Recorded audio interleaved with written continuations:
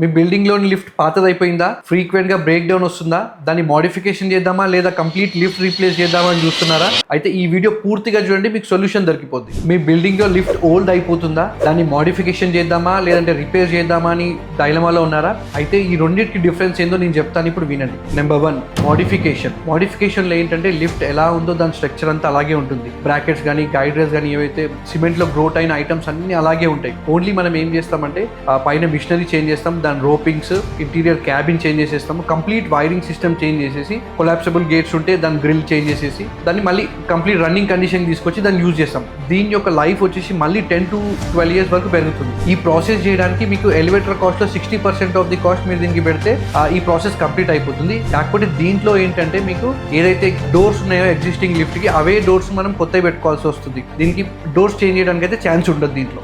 ఈ రీప్లేస్మెంట్ ప్రాసెస్లో ఏంటంటే మీకు ఉన్న లిఫ్ట్ కంప్లీట్గా చేంజ్ అయిపోతుంది అనమాట. ఈవెన్ డోర్స్ కానీ మీరు చాయిస్ చూస్ చేసేసుకోవచ్చు. మీరు స్వింగ్ డోర్ పెట్టుకోవచ్చు, ఆటోమేటిక్ పెట్టుకోవచ్చు, లేదా అలాంటి కొలాప్సిబుల్ మళ్ళీ పెట్టుకోవచ్చు. ఏదంటే అది చాయిస్ ఉంటుంది మీకు. దీంట్లో ఏంటంటే each and every part of the lift మొత్తం చేంజ్ అయిపోతుంది అనమాట. కంప్లీట్ బ్రాండ్ న్యూ లిఫ్ట్ లాగా ఉంటుంది అనమాట. కాస్ట్ వైజ్ చూస్తే మనకు 100% కొత్త లిఫ్ట్ అయ్యేంత అవుతుంది. అది కాకుండా మీకు కొంచెం ఇంకా అదర్ ఎక్స్పెన్సెస్ కూడా ఉంటాయి అనమాట.